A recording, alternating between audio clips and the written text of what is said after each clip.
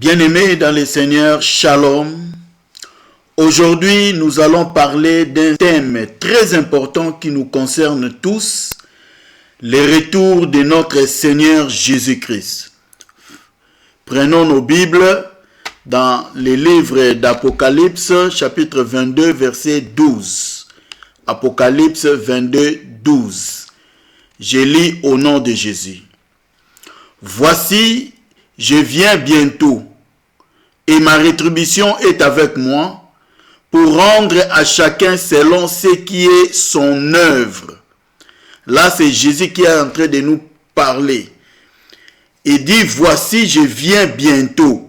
Donc, il nous a promis qu'il revient bientôt, et avec lui, il a la rétribution, donc les salaires, la récompense qu'il a réservé à chacun de nous selon son œuvre. Selon chacun de nous a vécu durant toute sa vie sur terre, il viendra pour nous récompenser. Bien-aimés, le verset même, en lisant le verset, j'ai compris une chose. Commençons par prononcer la préposition « voici », donc ça désigne déjà quelque chose qui arrive, ce qui approche, ce qui commence à se produire. C'est ça la signification ou la définition du mot voici ou préposition voici. Donc quelque chose qui arrive. Lui-même il a dit il vient. Il vient, il est en route. Il est en train de venir. On ne sait pas quel moment il sera là, mais il a dit je viens bientôt. Bientôt. Bientôt qui veut dire dans peu de temps. Dans un proche futur. De manière certaine, soudaine et inattendue. Quand on parle de manière inattendue, ceci veut dire imprévu. La chose qu'on ne s'attendait pas. Donc, il viendra, c'est pourquoi dans les évangiles, Jésus-Christ a dit, il viendra comme un voleur. Un voleur, le voleur lorsqu'il veut venir pour voler dans une maison, il ne signale pas. Il viendra à un moment où le propriétaire de la maison ne s'attendait pas. C'est comme ça que Jésus-Christ viendra. Il a dit, je viens bientôt. Il ne vient pas les mains vides, mais il a la rétribution avec lui pour rendre à chacun selon ce qu'il a fait, selon ses œuvres, selon ses actes. Bien-aimés, c'est un sujet très important, comme je l'ai dit, ça nous concerne tous. Christ nous a promis qu'il sera là, il viendra. Et par là, nous devons être vigilants. Nous devons être vigilants parce qu'il est en route. Si le Christ revenait aujourd'hui, mes bien-aimés, où seras-tu? C'est ça la question que je peux me poser, la question que tu peux te poser. Si Christ venait aujourd'hui, où seras-tu? Ou bien, que feras-tu le jour où tu te tiendras devant le juge? Parce que lorsque Christ viendra, il viendra comme un juge. Il est le roi, en même temps le juge. Et quand il sera là, toi, qu'est-ce que tu vas faire? Comment tu te tiendras? Quel est le résultat que tu auras? Comme le temps n'est pas encore arrivé, il est grand temps pour nous de nous préparer pour sa venue. Parce que la Bible nous dit, la rétribution est avec lui. Il a la rétribution, le salaire qu'il va donner à chacun de nous selon le travail que nous avions fait sur terre. Le Seigneur Jésus-Christ viendra comme juge, je l'ai dit. Donc il viendra comme un juge et il rendra à chacun selon ses œuvres. Et ces œuvres-là sera soit la récompense, la bénédiction, le bonheur, la vie éternelle ou soit la punition, l'enfer. Donc entre les deux choses, chacun de nous recevra l'une des choses, soit la récompense, soit la punition. Bien-aimé, Apocalypse, c'est le dernier livre. C'est le dernier livre de la Bible. Et nous sommes au dernier chapitre. Dans le dernier livre de la Bible, le dernier chapitre. Or, l'Apocalypse, c'est un livre de révélation. Ça nous révèle tout ce que nous vivrons dans le temps de la fin. Ça nous explique tout sur le temps de la fin.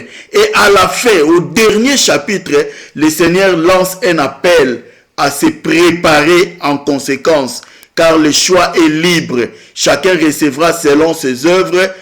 Il n'y a pas de favoritisme. Là, nous sommes en train de parler d'une justice divine. Ce n'est pas comme nos juges, ce n'est pas comme nos tribunaux terrestres, là où il y a l'injustice, là où les gens ne sont pas satisfaits de la façon dont les gens sont en train de juger les choses. Mais ici, le Seigneur est là pour rendre justice, pour donner à chacun selon ce qu'il a vécu, selon ce qu'il a fait. Voilà ce qui est vraiment important pour nous.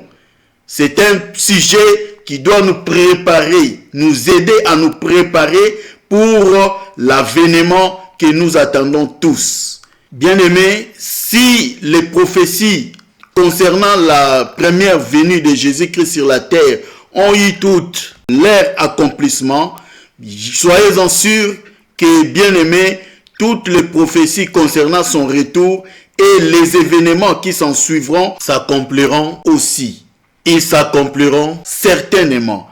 Nous avons ces événements, parmi ces événements, nous avons l'enlèvement de l'Église, nous avons la grande tribulation, le retour en gloire de Jésus-Christ, son règne de millénaire sur la terre et le jugement dernier. Nous avons encore les signes avertisseurs de la fin des temps, là où on parle de ce qui arriva au temps de Noé et ce qui arriva au temps de Lot. Si Dieu le permet, on va essayer aussi de décortiquer point par point. On va vraiment essayer de partager cela si Dieu le permet. Donc après la mort de Jésus-Christ sur la croix de Calvaire, le retour de Jésus-Christ est l'événement le plus important de l'histoire. L'événement le plus important de l'histoire parce que c'est sans aucun doute l'une des doctrines les plus importantes de la Bible. Donc, dans la Bible, il y a des doctrines, mais le retour de Jésus est l'une des doctrines les plus importantes. Et c'est aussi le plus important événement de l'histoire, parce que quand le Seigneur viendra dans sa gloire, toute la terre verra cet événement et tout le monde vraiment sera ébahi. Et tout le monde sera étonné. Ça va surprendre tout le monde parce que Jésus viendra avec la réponse pour les réalités religieuses, pour les réalités du christianisme. Non, il viendra pour donner solution à tout problème, que ce soit au niveau des religions, que ce soit au niveau des politiques, que ce soit au niveau, à tout niveau. Il est la solution, il est la réponse. Parce que la Bible nous le dit clairement, lorsqu'il descendra, lorsqu'il viendra dans sa gloire, il régnera sur la terre et la paix aussi régnera sur la terre. Donc Christ est la réponse à toutes les questions que nous nous posons aujourd'hui. Il est la solution à tout problème que nous avons aujourd'hui. Un jour, mes bien-aimés, lorsqu'il viendra, le silence retentira plus fort que tous les bruits de ce monde. Il y a des bruits que nous sommes en train d'entendre aujourd'hui, mais le silence de ce jour-là va retentir plus fort encore, plus fort que tous les bruits de ce monde. Tout ce que nous sommes en train de dire aujourd'hui, tout ce que nous entendons dans la politique, des guerres par-ci par-là, des troubles, des famines, tout ça, ça va s'arrêter directement parce que la solution sera là. Le roi de gloire viendra et il va récompenser chacun de nous dans ses problèmes, dans ses situations. Bien-aimés, c'est bien pour nous de nous préparer. C'est vraiment important. Nous devons nous préparer en conséquence parce que l'avènement de Jésus-Christ, c'est ce que nous attendons. C'est le grand signe. C'est le grand signe que nous attendons, l'avènement de notre Seigneur Jésus-Christ. Il vient, il revient encore sur la terre et il va répondre à nos préoccupations. Il y a encore une question que j'aimerais reprendre encore une fois de plus. Que feras-tu le jour où tu te tiendras devant les juges? Qu'est-ce que tu vas faire? Quelle sera la réponse que tu vas donner par rapport à ce que tu es en train de vivre aujourd'hui? Bien-aimé, fais tout ce que tu veux, tout ce que tu peux, mais tu dois savoir que tout ce que nous faisons, ça passera en jugement. La Bible nous dit même clairement que le bien et le mal seront jugés. Si le bien sera jugé, à combien plus le mal? Bien-aimés, réglementons notre vie, voyons la manière dont nous sommes en train de nous conduire, retournons vers notre Dieu. C'est vraiment important pour nous, pour que ces jours-là ne nous surprennent pas. Il peut venir la nuit d'aujourd'hui, il peut venir le matin, à n'importe quelle heure, il apparaîtra et c'est mieux pour nous que nous soyons tous préparés. Le premier point, bien-aimé, sur ce sujet, je l'ai intitulé les raisons, parce qu'il y en a plusieurs, les quelques raisons qui nous assurent avec certitude les jours de Jésus-Christ. Des éléments qui nous aident à comprendre que nous sommes vraiment au temps de la fin, Christ est proche pour venir.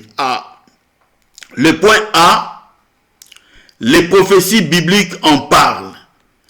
Nous sommes certains que Christ viendra.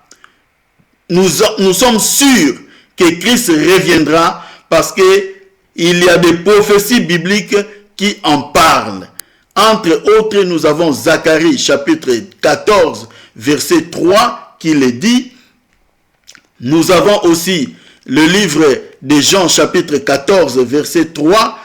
Nous avons plusieurs livres qui en parlent, mais là, je n'ai cité que deux passages.